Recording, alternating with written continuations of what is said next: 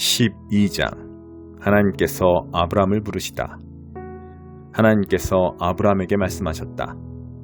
내 고향과 내 가족과 내 아버지 집을 떠나 내가 내게 보여줄 땅으로 가거라. 내가 너를 큰 민족이 되게 하고 내게 복을 주겠다. 내가 내 이름을 떨치게 할 것이니 너는 복의 근원이 될 것이다. 너를 축복하는 사람에게는 내가 복을 내리고 너를 저주하는 사람에게는 내가 저주를 내리겠다. 세상 모든 민족이 너로 인하여 복을 받을 것이다. 아브람은 하나님께서 말씀하신 대로 길을 떠났다. 룻도 아브람을 따라 떠났다. 아브람이 하란을 떠날 때 그의 나이는 75살이었다. 아브람은 아내 사레와 조카 룻과 모든 재산과 하란에서 얻은 사람들을 데리고 가나안 땅을 향해 길을 떠나 마침내 그 땅에 무사히 도착했다. 아브람은 그 땅을 지나서 세겜 땅 모래에 상수리 나무가 있는 곳에 이르렀다.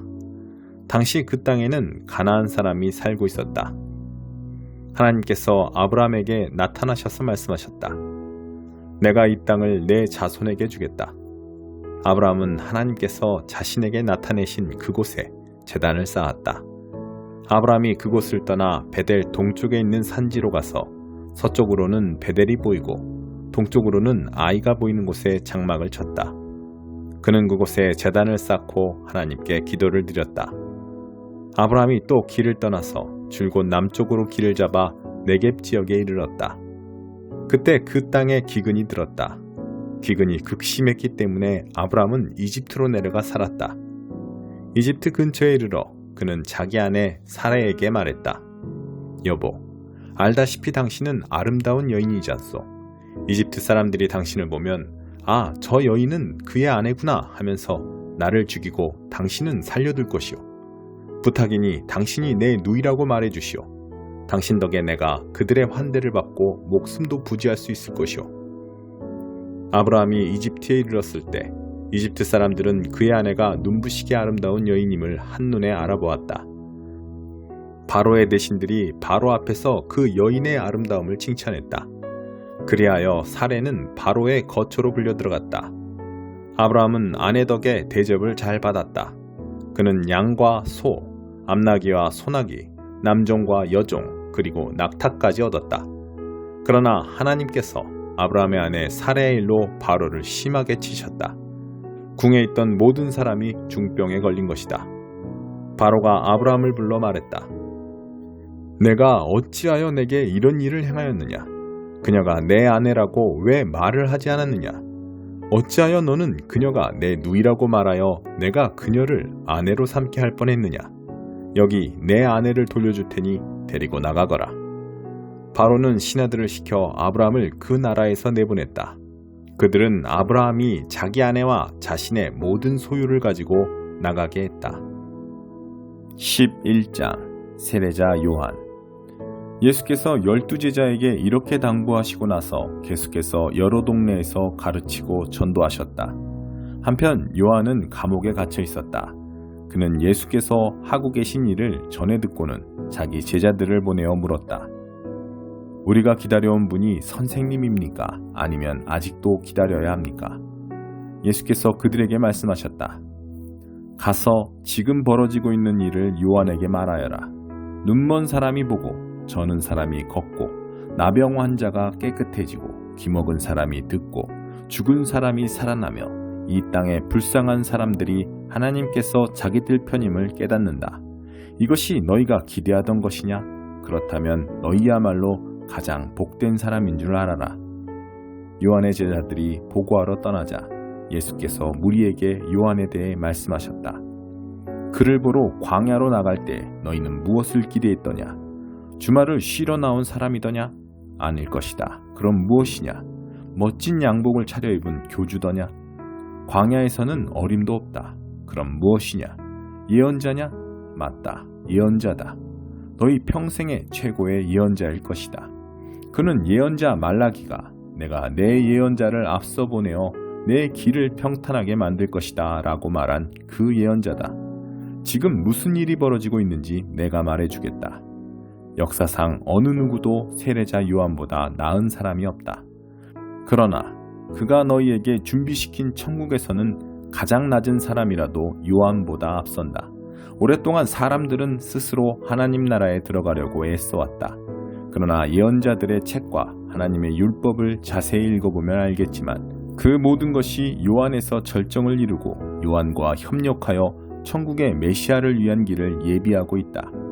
이렇게 보면 요한은 너희 모두가 어서 와서 메시아를 소개해 주기를 고대했던 그 엘리야가 맞다.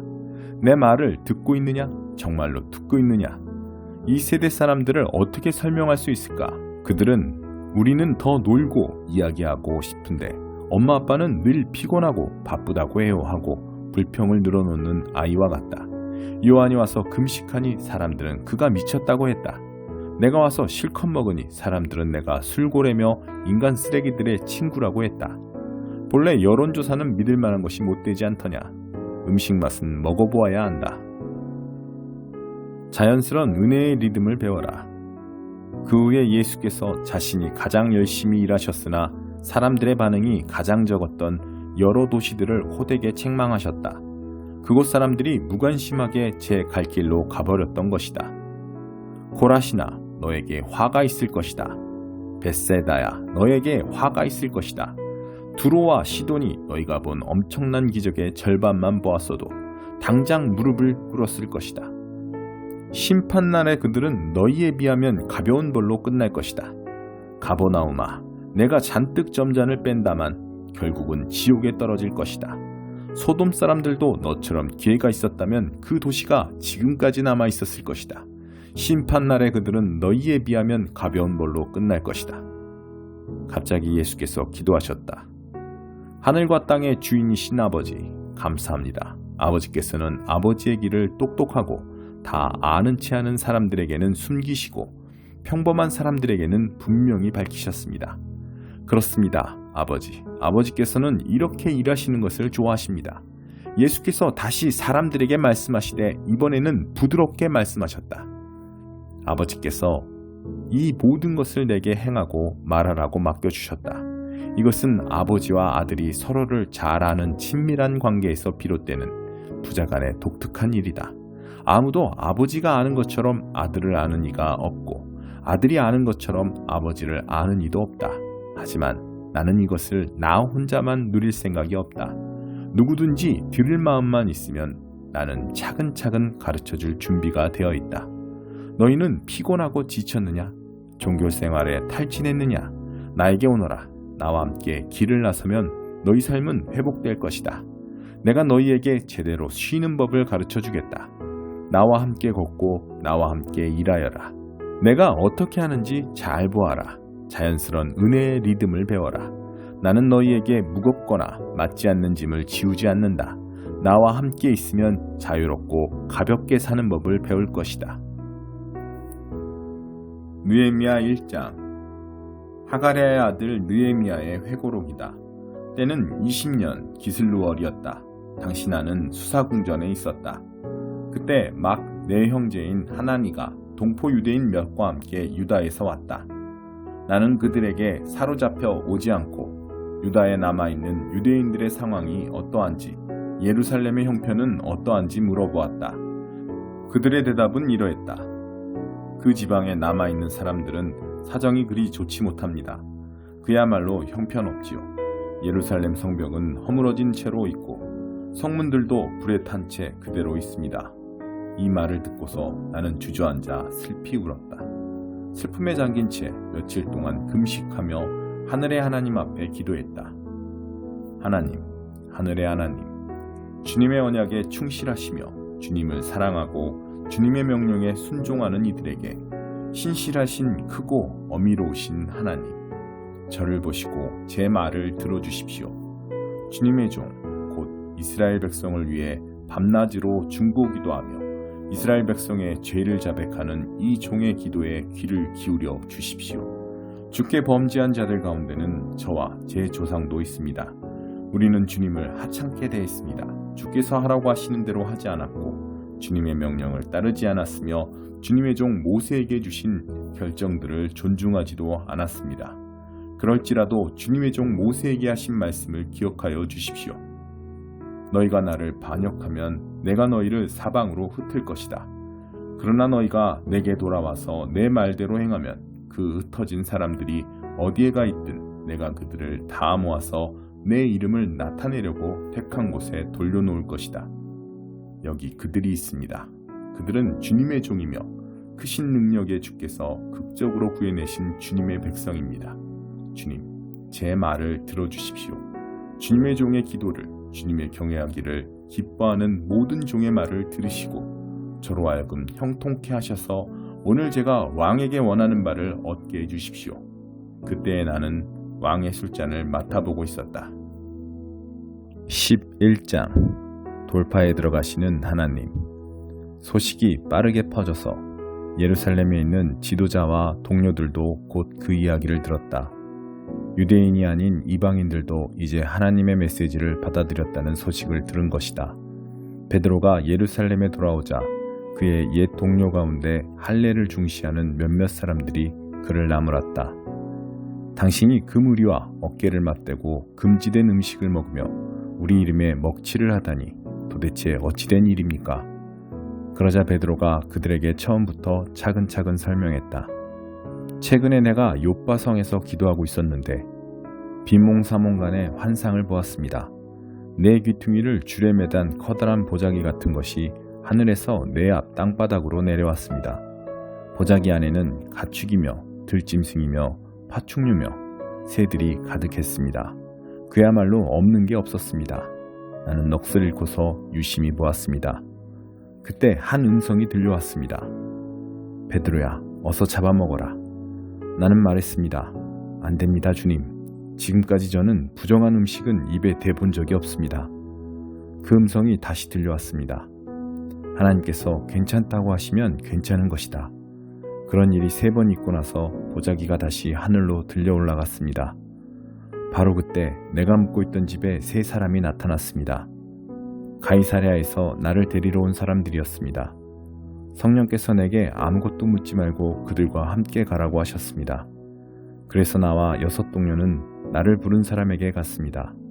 그 사람은 천사가 옆집 사람만큼이나 생생한 모습으로 자기 집에 와서는 욥바로 사람을 보내서 베드로라 하는 시몬을 데려오너라. 그가 너에게 내 생명뿐 아니라 내가 아끼는 모든 사람의 생명까지도 구원할 말을 해줄 것이다 하고 말했다고 했습니다. 그래서 나는 말을 시작했습니다. 그런데 대여섯 문장도 채 말하기 전에 성령이 그들에게 임하셨는데 처음 우리에게 임하실 때와 같았습니다. 요한은 물로 세례를 주었지만 너희는 성령으로 세례를 받을 것이다 하신 예수의 말씀이 떠올랐습니다. 그러니 내가 묻겠습니다. 하나님께서 우리가 주 예수 그리스도를 믿을 때 우리에게 주신 것과 동일한 선물을 그들에게도 주신다면 내가 어떻게 하나님을 막을 수 있겠습니까? 그들은 베드로가 전한 말을 다 듣더니 잠잠해졌다. 그 의미가 마음 깊이 스며들자 하나님을 찬양하기 시작했다. 이 일이 정말 일어났다. 하나님께서 다른 나라들로 돌파에 들어가셔서 그들의 마음을 열어 생명을 주셨다. 스데반의 죽음으로 촉발된 박해 때문에 사람들이 멀리 페니키아와 키프로스와 안디옥까지 갔으나 그들은 여전히 유대인들과만 말하며 교제하고 있었다. 그때 키프로스와 구레네 출신으로 안디옥에 와 있던 몇몇 사람들이 그리스 사람들과 말하기 시작하며 그들에게 주 예수의 메시지를 전했다. 하나님께서 그들이 하는 일을 기뻐하시며 그들의 일을 인정해 주셨다. 아주 많은 그리스 사람들이 믿고 주님께 돌아왔다. 예루살렘 교회가 이 소식을 듣고 바나바를 안디옥에 보내 상황을 알아보게 했다. 바나바는 도착하자마자 그 모든 일의 배후와 중심에 하나님이 계심을 보았다. 그는 적극적으로 그들과 함께하면서 그들을 지원했고 남은 평생을 지금과 같이 살도록 그들을 권면했다. 바나바는 선한 사람이었으며 뜨겁고 담대하게 성령의 길로 행하는 사람이었다. 그 공동체는 주님 안에서 크고 강하게 성장했다. 그 후에 바나바는 사울을 찾으러 다소로 갔다. 거기서 사울을 만나 안디옥으로 돌아왔다.